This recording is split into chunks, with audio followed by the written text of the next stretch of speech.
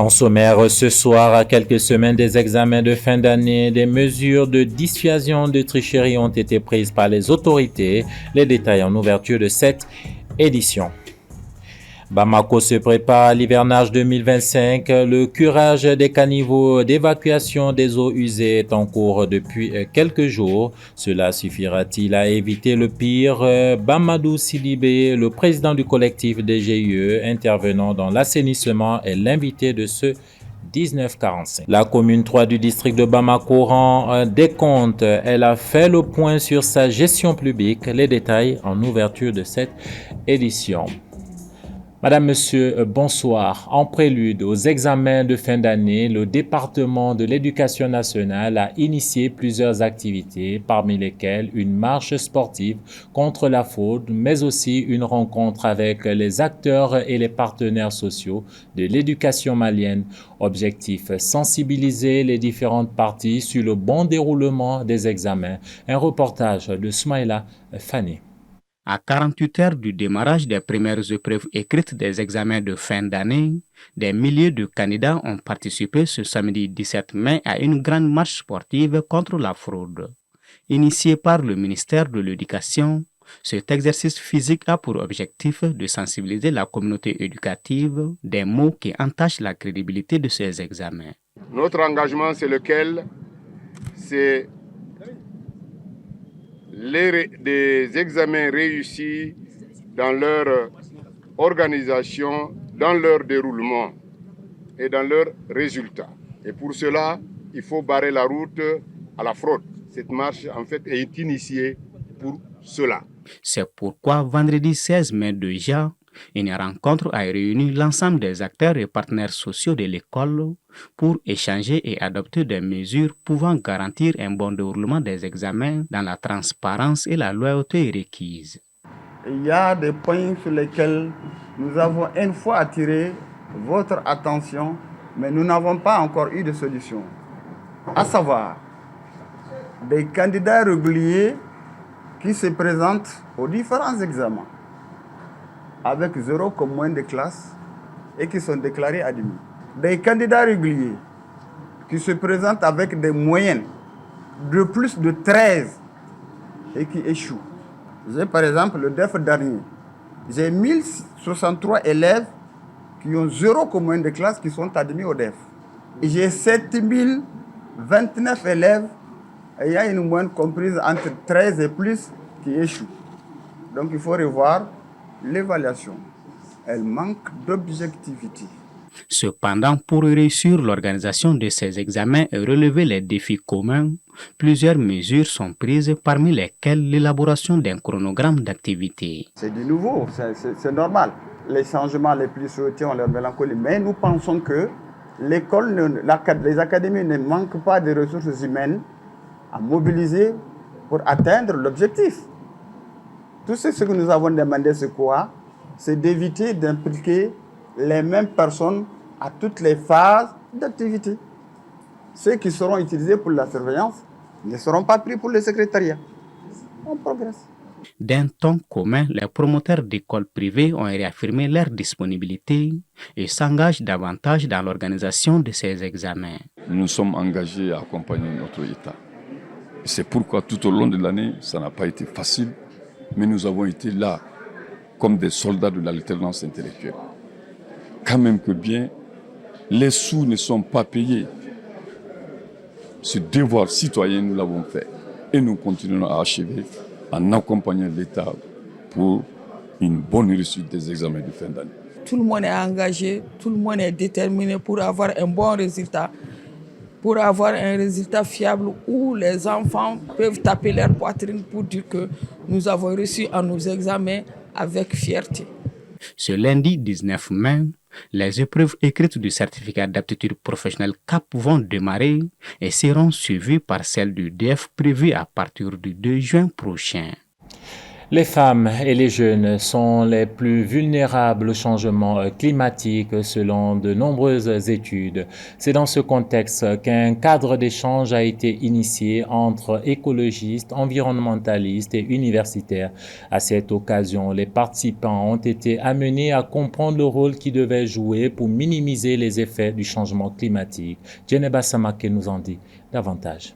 C'est dans le cadre du concours Jazz Star Voice qui met en lumière la nouvelle génération dans la conscientisation qu'un panel sur les changements climatiques s'est tenu. Cette troisième édition, elle porte sur le rôle de l'homme dans le changement climatique, vu qu'aujourd'hui c'est un thème vraiment qui est d'actualité.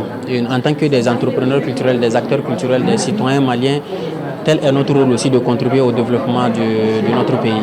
Le changement climatique est un processus naturel qui a toujours existé entre les périodes chaudes et froides.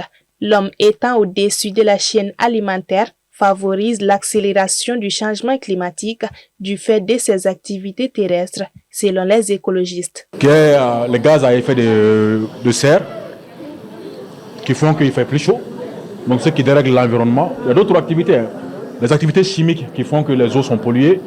Donc l'homme, aujourd'hui, sans vous mentir, l'homme aujourd'hui est à la base de l'accélération du changement climatique. L'utilisation des sachets plastiques, ça nuit à l'environnement. En même temps, pour réduire ça, il faut utiliser soit des paniers pour aller au marché, même dans les boutiques, pour diminuer l'utilisation de ces sachets plastiques. Face à cette situation, mettre en place des initiatives pour lutter contre les effets du changement climatique s'avère important, d'où le thème « Rôle de l'homme dans le changement climatique ». Dans un Mali où 80% de la population constitue les jeunes, leur éducation et information sur leur environnement est plus que primordiale afin de contribuer à atténuer les effets néfastes du changement climatique. Il faut qu'ils soient formés, qu'ils soient éduqués et que souvent même dans leur programme qu'on intègre des éléments de cours qui ont rapport au thème de changement climatique. C'est vrai, il faut travailler, il faut nettoyer, mais tant qu'on ne sensibilise pas, ça ne sert à rien. Il faut qu'on s'implique. C'est comme cela qu'on va vraiment arriver à impacter durablement sur l'environnement malien. Ce que j'ai retenu de ce panel, c'est que déjà, ça m'a donné une opportunité de voir d'un esprit critique les actions qu'on avait sur la nature. Comment est-ce qu'on pourrait remédier à ces dangers-là qui ont des répercussions sur la nature ainsi que nous-mêmes? L'objectif est de mettre en lumière le rôle crucial que jouent les jeunes dans la lutte contre les effets du changement climatique en tant que victimes de ces impacts, acteurs de l'action, mais également comme des agents de changement. Afin de prévenir les inondations, une campagne de curage des caniveaux a été initiée dans toutes les communes du district de Bamako.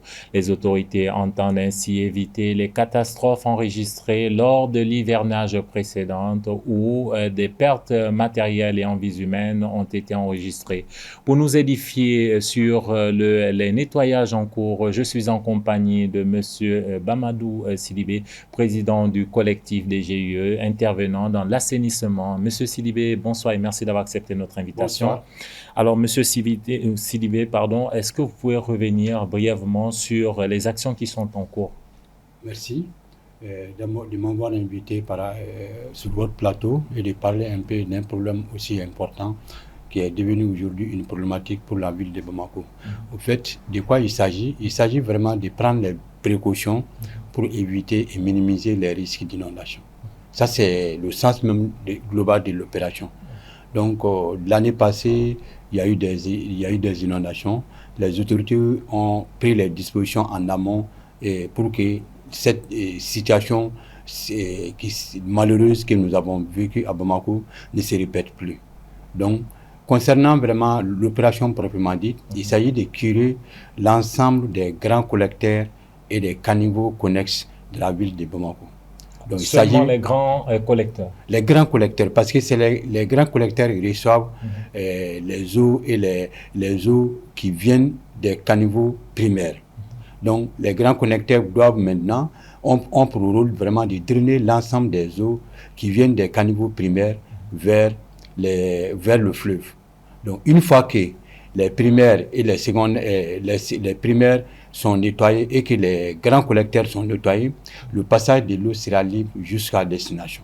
Alors, M. Sidibé, ce que l'on constate, c'est que parfois, quand on nettoie, on laisse la terre qui est sortie des collecteurs, des caniveaux, au bord donc de ces mêmes collecteurs. Et ce même sable, ces mêmes déchets se retrouvent à nouveau dans les collecteurs. Qu'est-ce qui est fait à ce niveau? Bon, ce qui est fait à ce niveau, je pense que le PM, le Premier ministre qui dirigeait la cérémonie de lancement des opérations, a insisté là-dessus.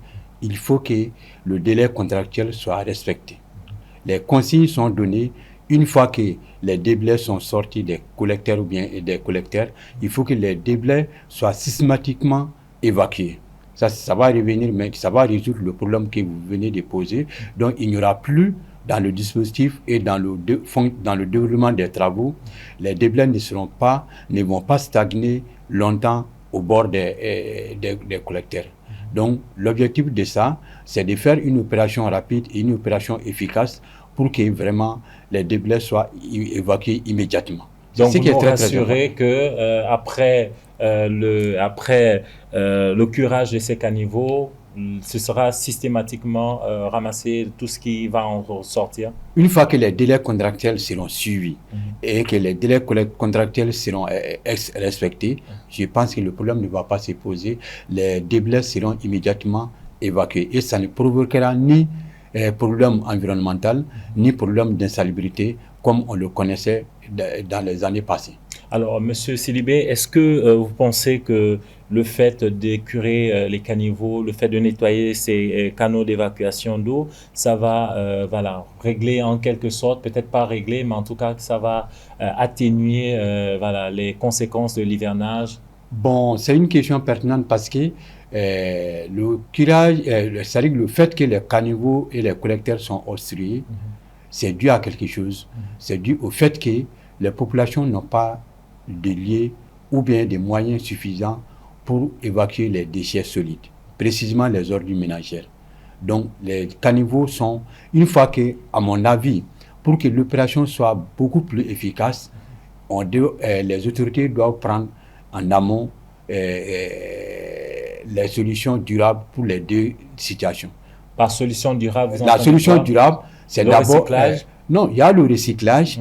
Il faut même construire les infrastructures idoines. Parce qu'à la date d'aujourd'hui, tous les collecteurs et caniveaux de Bamako sont construits à ciel ouvert. C'est là le groupe du problème. Donc, à mon avis, une solution durable peut être de repenser même le mode de conception de nos ouvrages. Mais une solution à court et moyen terme. Maintenant, une solution à court et moyen terme, c'est de trouver en amont la solution à la problématique des ordures ménagères de la ville de Bamako. Le problème n'est pas résolu. Une fois qu'il y a une solution à ça, et la solution immédiate à ça, il faut qu'on ait des dépôts de transit ou bien des décharges finales qui va absorber les ordures ménagères qui sont à 80%. Les ordures ménagères représentent 80% à l'observation des collecteurs et des caniveaux. Maintenant, si une solution est trouvée à la problématique des dépôts de transit et la problématique des décharges à Bamako, cela va contribuer à l'efficacité vraiment des opérations de curage. Parce que les ordures ne vont plus se retrouver dans les caniveaux, mais aussi même que dans les collecteurs. Donc, à mon avis, il faut trouver une solution à ça. C'est une solution en amont. Maintenant, une fois que les ordures ne se retrouvent pas là-dedans, c'est déjà une solution à 80%. C'est ce qui va permettre, à votre avis, de régler un tout petit peu le problème? Non, c'est pas de régler un tout petit peu. Ça va absorber, ça va résoudre à 80% la problématique même de l'obstruction des collecteurs et caniveaux pendant l'hivernage. Merci, monsieur Bamadou Sidibé. Je rappelle que vous êtes le président du collectif des GIE intervenant dans l'assainissement. Merci d'être passé sur notre plateau. Nous poursuivons ce journal. Ce vendredi 16 mai 2025, la mairie de la commune 3 a ouvert grand ses portes pour un exercice rare mais essentiel, la restitution publique de son compte administratif. Cette cérémonie a permis de mettre en lumière les actions menées, les fonds éjectés et les perspectives à venir. Un modèle de redevabilité qui pourrait bien inspirer d'autres. Ibrahim Babi nous en dit un peu plus. La transparence n'est pas qu'un mot à la mairie de la commune 3 de Bamako. Ce jeudi 16 mai 2025, la mairie a effectué un exercice de redevabilité devenu rare dans la gestion publique, la restitution publique du compte administratif. En présence du maire de la commune 3, des chefs traditionnels et du conseiller juridique du gouverneur du district, cette cérémonie a été l'occasion de passer au crible les réalisations et les dépenses de l'administration communale. Chaque année, chacun, au niveau où il se trouve, doit rendre compte de sa gestion. C'est pour cette raison que vous avez été conviés à venir suivre avec nous ce qui a été fait, quelles sont les forces, quelles sont les faiblesses, les perspectives pour que notre commune, notre belle commune, puisse aller de l'avant. Des images et des reportages projetés ont permis à l'assistance de voir concrètement les projets réalisés, mais surtout des fonds injectés par la mairie sans filtre. De la rénovation de nouvelles infrastructures scolaires et médicales à l'entretien des routes, en passant par les programmes de salubrité et aide sociale, rien n'a été laissé dans l'ombre. Un exercice qui démontre l'efficacité dans la gestion de cette commune, parce que c'est une exigence légale qui oblige la commune, aux responsables de la commune de rendre compte de ce qu'elle a fait à ses populations. Donc, en effet, la restitution publique du compte administratif, aussi appelée reddition des comptes, est un processus qui est crucial pour la transparence financière et la bonne gouvernance des collectivités territoriales. Cette transparence a suscité un débat franc entre les habitants de la commune et les autorités.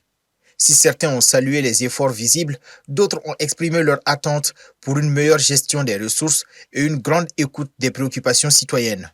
Pour les responsables de la commune, cette restitution publique n'est pas seulement une obligation légale, mais une preuve de leur engagement pour une gouvernance idéale et ouverte.